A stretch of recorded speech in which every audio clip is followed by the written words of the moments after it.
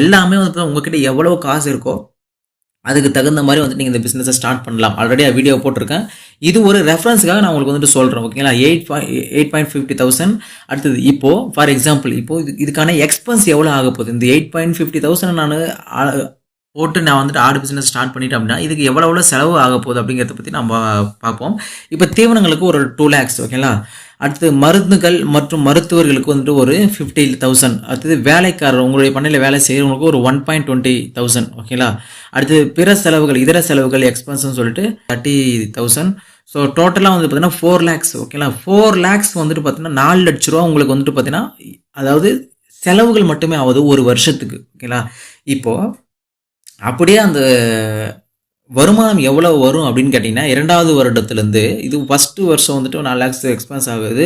2வது வருஷத்துலேருந்து எவ்வளோ உங்களுக்கு வரும் அப்படின்னா கன்றுகள் விற்பனை, அதாவது 150 ஆடுகள் உங்ககிட்ட இருக்கும், 150 குட்டி ஆடுகள் இருக்கும். ஏன்னா நீங்கள் 100 ஆடுகள் நீங்கள் வந்துட்டு பயன்படுத்துறீங்க. 100 ஆடுகளில் 1 இயருக்கு நீங்கள் வளர்க்குறீங்க அப்படின்னா 1 இயருக்கு 2 குட்டி போடும். நம்ம 2 எடுக்க போகிறது கிடையாது ஒவ்வொரு குட்டிலையும்.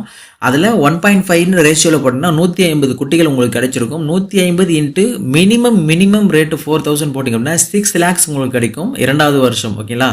அப்போது இதில் வந்துட்டு பார்த்தீங்க அப்படின்னா உங்களுக்கு நீங்கள் பயன்படுத்தின அந்த ஆடுகளுடைய கழிவுகளை நீங்கள் விற்றுக்கலாம். அதேமாதிரி பழைய ஆடுகள் உங்ககிட்ட அசட் உங்ககிட்ட அப்படியே இருக்கும். அதாவது தாயாடுகள் அப்படியே உங்ககிட்ட இருக்கும். அதனுடைய சேல்னு பார்த்தீங்கன்னா ஒரு 1 lakh அந்த மாதிரி வந்துட்டு இருக்கும். ஓகேலா?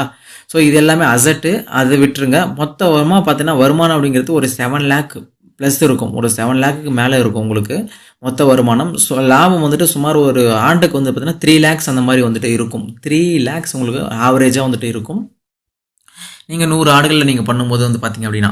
ஓகேங்களா? இதில் இருக்கக்கூடிய பெரிய வந்துட்டு ஒரு சவால்களான விஷயங்கள் என்ன அப்படின்னா அதுதான் 8வது பாயிண்ட்டு. என்ன அப்படின்னா நோய் பரவல், அடுத்தது பார்த்தீங்கன்னா விலை விகித மாற்றம், அடுத்து உணவுப் பொருள் விலை உயர்வு.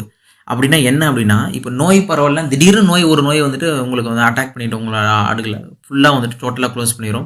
விலை விகித மாற்றம்னா இப்போ இந்த மாதம் வந்துட்டு இந்த மாதம் வந்துட்டு ஒரு ஆடு வந்துட்டு விலை ஒரு ஆடுடைய விலை வந்துட்டு ஒரு 4,000 ரூபா போகுது அப்படின்னா அடுத்து ஒரு 2 மாதம் கழிச்சு அதே 4,000 ரூபா போகும்னு கேட்டால் கண்டிப்பாக கிடையாது. அடுத்த ஒரு 4 மாதம் கழிச்சு விலை வந்துட்டு ட்ராப் ஆகலாம், இல்லை திடீர்னு அதிகமாகும். இதுதான் வந்துட்டு விலை விகித மாற்றம். அடுத்து உணவுப் பொருளின் விலை உயர்வு மாற்றம். இப்போ இந்த மாதம் வந்துட்டு நான் ஒரு கிலோ மக்காசோளம் ஒரு 50 ரூபாய்க்கு நான் வாங்குறேன் அப்படின்னா அதே ஒரு 6 மாதம் கழிச்சு அதே மக்காசோளம் 1 கிலோவுக்கு வந்துட்டு அதே கடையில் போய் வாங்கணும் அப்படின்னா 50 ரூபாய் தான் இருக்குமான்னு கேட்டால் கண்டிப்பாக கிடையாது. 80 ரூபாயாக இருக்கும், இல்லை 100 ரூபாயாக கூட ஆகலாம். ஓகேங்களா? ஸோ இதுதான் விலை விகித மாற்றம்.